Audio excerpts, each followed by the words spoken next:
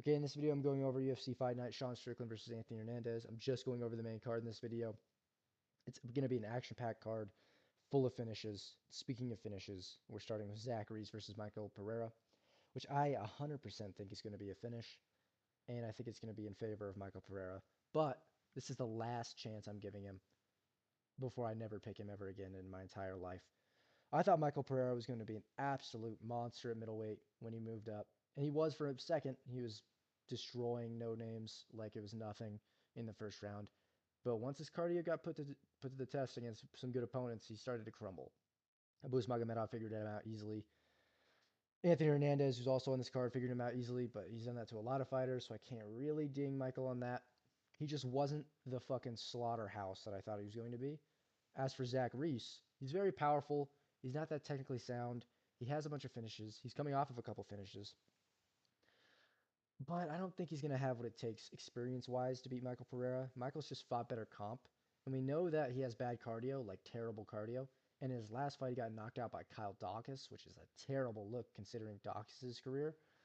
But also, at the same time, Dawkins isn't that bad, but getting knocked out cold by him is a terrible look. But Zachary Reese has proven too inconsistent to pick, and I know that Michael Pereira kind of is in the same boat, but he's done it against way better competition. This is going to be a just battle of punching in the first round. They're just going to throw like a motherfucker, and it's going to be a brawl unless Zachary Reese wants to grapple. To be honest, they might both want to grapple. They both have glass chins who have been starched recently. It's interesting. It's a very interesting fight, but I'm going to go with Michael Pereira's experience as a fighter. He's been in this game. He's been in it longer. He's been doing crazy shit in the UFC for a while now. And Zachary Reese has had some fights, but I just think way less competition. He's a fresher, just not as gritty opponent, in my opinion. So I'm going to go with Michael Pereira to win by knockout in the first round. I think he'll clip and catch Zachary Reese on the chin. Because he's done it to many people before, and Zach Reese hasn't really fought the fighter with this amount of pressure that Michael Pereira brings. So I'm going to go with him to win. So yeah, next we have Jacob Smith versus Josiah Harrell. So I'll keep this one very quick because I think it's going to be. There's not a lot to talk about in this fight, in my opinion. Jacob Smith is just better. He's been in the UFC. He has had two fights in the UFC. Both went very well for him. He's good, short, stocky, fucking powerful guy. He's going to be strong in the clinch, strong in the grappling. He has effective, decently fundamental striking.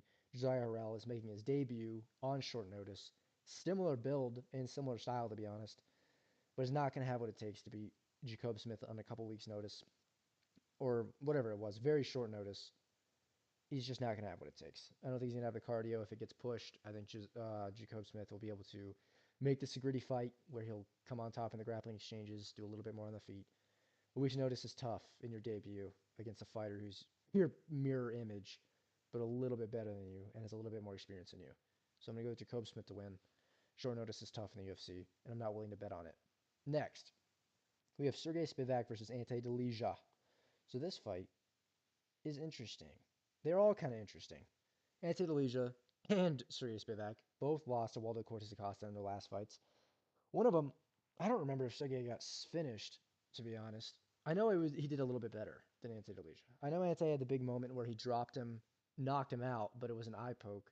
So then the ref stopped the fight, called it an eye poke, restarted the fight, and then Ante Delija got put out cold by Waldo, which in my opinion is bullshit. And he had a huge adrenaline dump, and he would have kept putting it on him, and he had the momentum in the fight before that. And to be honest, I like Delija's striking. I like him as a fighter. I really like him as a heavyweight in this heavyweight division. I think he's going to put hands on Sergey Spivak and put him away. I love Ante Delija's training camp as well. He's training with Aspinall and all those guys up in the UK. He's got a good camp. He's got great fundamentals. He has good athletic ability. Unlike Spivak's fat ass, he has good, like Spivak has good grappling, and he showed it against fat fighters that can't really keep their weight above them in an effective way. But Delija, he's not a fat idiot. He has athletic ability. He's going to be able to keep it on the feet, or he'll be able to get up from the grappling, or at least make it competitive in the grappling. He won't be a blob on the ground, I don't think, for Spivak to just mess around with. On the feet, I think it's a night and day between Ante Delija and Sergey. He's just way better. He's way more powerful. Maybe he'll be a little bit testy because he just got chinned, but I don't think Sergey Spivak has the finishing potential on the feet to catch Delija at this point in his career. I think Waldo got lucky. I'm not gonna lie. Waldo's pretty good. He's pretty good, and he has a lot of power. But I just think if that whole sequence wouldn't have happened with the eye poke, I think Delija would have kept that fight going, kept the momentum, kept calm and collected, and would have finished him eventually. So I'm gonna go with Ante to win this fight. Spivak, I think his time's kind of up. He's always been like the hit or miss heavyweight where he'll beat a couple contenders, lose against like the top guys or not even top guys. I mean, he made a couple rounds with Cyril Gahn, which makes Cyril Gahn look like shit. A lot of fights make Cyril Gahn look like shit, but then he wins a round against Aspinall barely, and now he's fucking a menace. It's really irritating. But yeah, I'm gonna go with Ate He's a little bit better. And he's a little bit, even though he just got chinned, I think he still has more momentum than Sergey Spivak at this point in their careers. So yeah, Dan Ige versus Mukazel Costa. So this one's very close to me, as all these fights are kind of.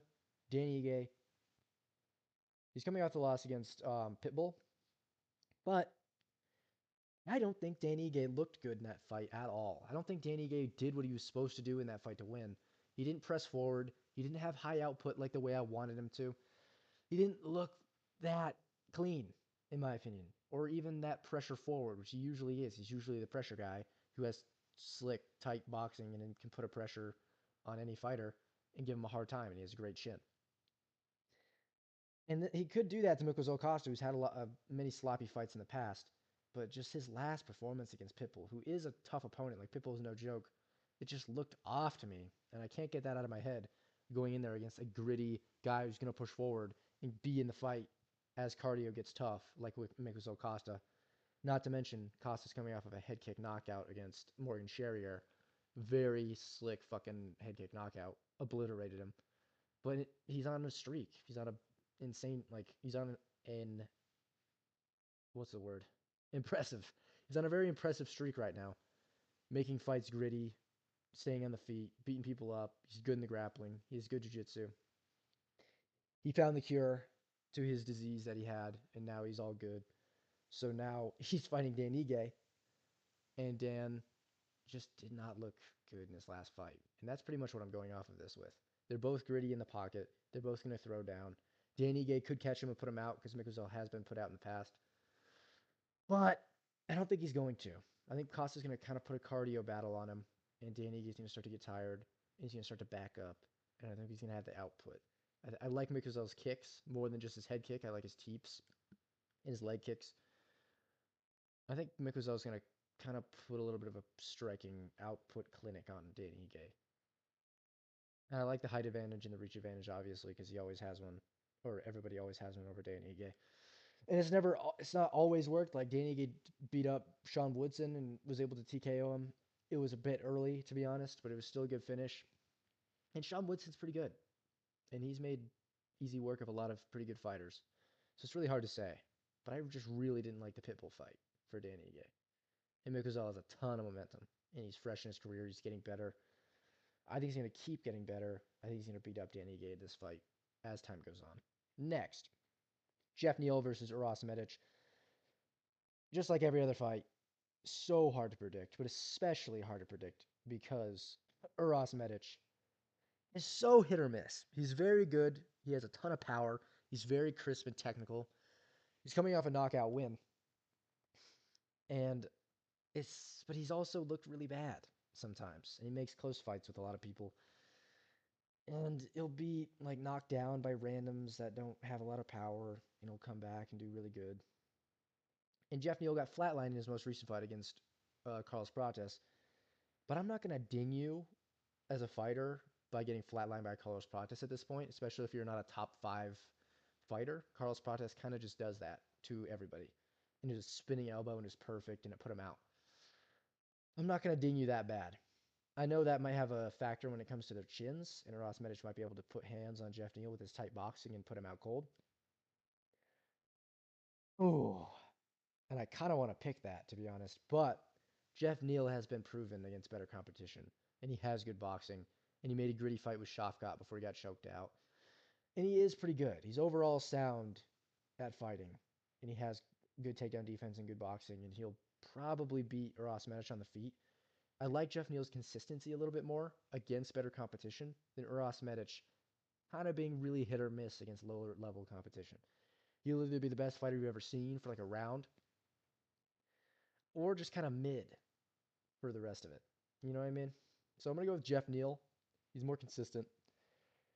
He's going to put hands on Uras Medic and Carlos. Wow. Carlos Prates is not a bad loss to have on your record, to be honest. Neil Magny's a little bit bad. That's a little bit weird. But it does get a little bit rock, paper, scissors y at welterweight, especially with tricky fighters like Neil Magny who just give trouble to pretty much everybody. There's a reason Neil Magny's still around, and he's the gatekeeper of all gatekeepers at welterweight.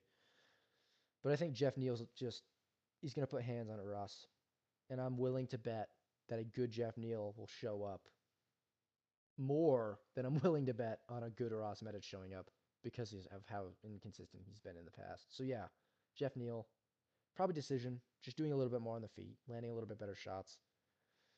Not Uras won't be able to succeed in the grappling when he goes to that. So yeah, I'm gonna go with Jeff Neal. Uras is good though, and he could put out Jeff with his new. He might have chin problems after his last fight, but we'll see. But I'm gonna go with Jeff Neal. Next, we have Sean Strickland versus Anthony Hernandez, the main event, and this one's very tricky. We have Sean Strickland, who's had a great build up to this fight, as he always does. He's very entertaining to watch, very funny, saying just stupid shit. Some of the shit he says is insane, though. But super entertaining as always. As for his fight style, it's very hit or miss with him being entertaining or not. He's been boring in his past couple, and with the way he's talking about fighting and the way he's like sparring random people, it makes you think he'd be a beast in the octagon. But he is a bit of a fucking teep jab merchant, as we all know. He's a little bit boring. What I think will be effective against Anthony Hernandez is teeping and jabbing and keeping a tall striking distance range like clinic on Anthony Hernandez. I think that'll be very effective.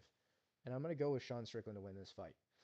I know Anthony Hernandez has made quick work or impressive work over many fighters by how grueling his grappling is and how he can put people in deep waters and beat them up like he did to Michael Pereira, like he did to Brendan Allen, like he's done to a lot of people. He's very good.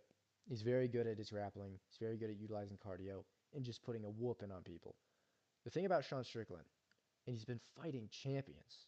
And for the past couple of years, he's just been fighting championship level fighters. Dricus Du Plessis couldn't take him down and hold him down. Adesanya never tried, but he's a world-class kickboxer who got beat the fuck up on the feet. He beat Paulo Costa clearly. He beat Imavov clearly in their fight. He's just a little bit better than everybody Anthony Hernandez has been fighting, and he has good takedown defense. He has great takedown defense. We've seen that many times. He has a scrambling ability to get out of takedowns. He's not going to just get held down. We haven't seen that from Sean Strickland. We haven't seen him just get held down. He gets up. And Anthony Hernandez, to me, is very good, but he's like a little bit better than all these middleweights, like Brendan Allen, like Renato Ritter. These middleweights that are just like, they're good at grappling, but they're kind of sloppy in technique. I think Anthony Hernandez is just a little bit better than those guys. And I think Sean Strickland is way better overall as a fighter and has done more in the sport than anybody that Anthony Hernandez has fought. Obviously, but has also beat opponents that Anthony Hernandez, I would think, would really struggle with. Like Adesanya. Maybe not now, but at the time, I'd probably pick Adesanya to pick apart Anthony Hernandez's body. His body has been weak in the past. And I think Sean Strickland will be able to take advantage of that. Overall, I just think Sean will be able to keep it on the feet. And when he goes to the ground, he has good scrambles. He'll be able to get back up. He's no like stranger to cardio. And Anthony Hernandez doesn't have the wild style of a Dricus Du Plessis to keep Sean Strickland like testy on the feet. He's not going to be super worried about what's coming back at him from Anthony Hernandez. He's not a power puncher in any way. Neither of these guys, but Anthony Hernandez especially.